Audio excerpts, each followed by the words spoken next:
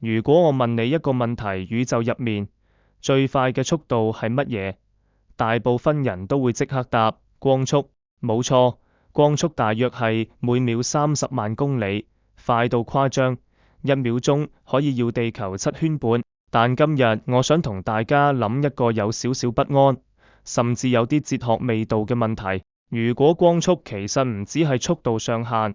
而係一種資訊嘅枷鎖呢？換句話講，光速可能限制咗我哋理解宇宙嘅能力，甚至人類可能永遠都無法知道宇宙真正嘅樣子。大家諗下，點解會咁講呢？首先，我哋要明白一件事，我哋所見到嘅宇宙其實全部都係過去。你而家望住個熒幕，其實係即時嘅，但如果你望向天空入面嘅星星，嗰啲光可能已經飛咗幾十年、幾百年，甚至幾千萬年。例如我哋最熟悉嘅太陽，太陽距離地球大約1億5千萬公里，太陽光飛到地球需要8分鐘20秒，即係話你而家見到嘅太陽，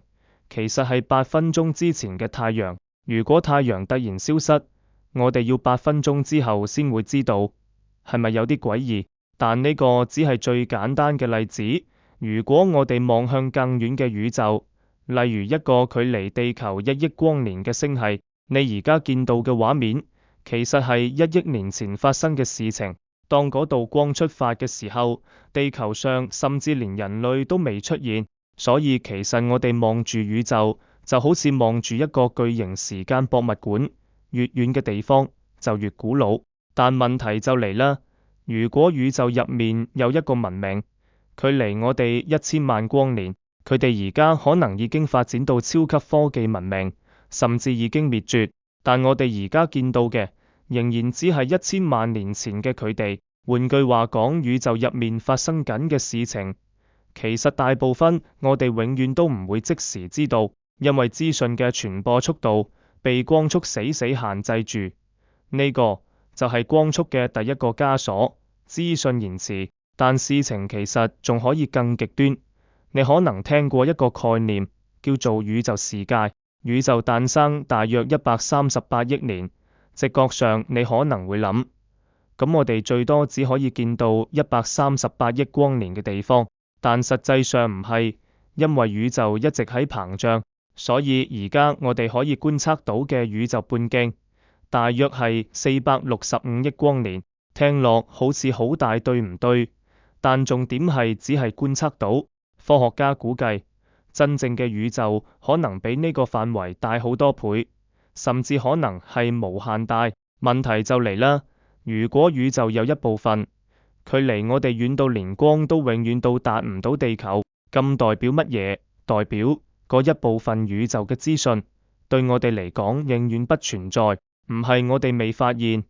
而係物理上永遠無可能發現。因為嗰啲光根本冇機會飛到我哋呢度。呢個就係光速嘅第二個枷鎖。宇宙有一部分真相天生就對我哋隱藏。再諗深一層，其實仲有第三個更哲學嘅問題。我哋所有嘅科學其實都建立喺觀測上面，望遠鏡、探測器、粒子加速器。但無論幾高科技，佢哋最終都係接收資訊，而資訊嘅傳播速度永遠唔可以快過光速。所以你可以咁理解，光速其實係宇宙為所有文明設立嘅資訊場。你可以理解一部分宇宙，但永遠唔可以理解全部宇宙。有啲地方發生嘅事情，你注定永遠無法知道，甚至有可能宇宙真正嘅結構、真正嘅物理法則，可能只喺某啲我哋永遠睇唔到嘅地方才會出現。呢個諗法其實令好多科學家都有啲不安，因為科學一直以嚟都有一個信念，只要時間夠長，科技夠先進，人類最終可以理解宇宙。但光速好似默默咁提醒我哋一件事，未必。更加神奇嘅係，光速其實唔只係限制我哋，佢係限制所有文明。無論外星人幾聰明，科技幾高級，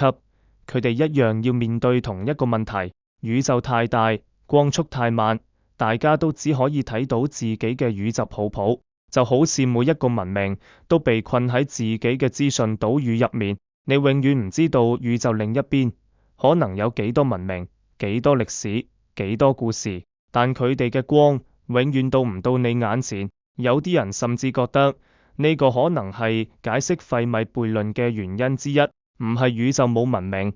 而係宇宙嘅資訊流動太慢，慢到大家永遠見唔到對方。如果你再將呢個問題諗到最極端，會出現一個好奇怪嘅哲學結論：我哋所謂嘅宇宙，其實只係我哋能接收到資訊嘅那一小部分宇宙，而真正嘅宇宙可能遠遠超出我哋嘅感知。就好似一個人住喺一個巨大城市入面，但佢一生只可以離開屋企一條街，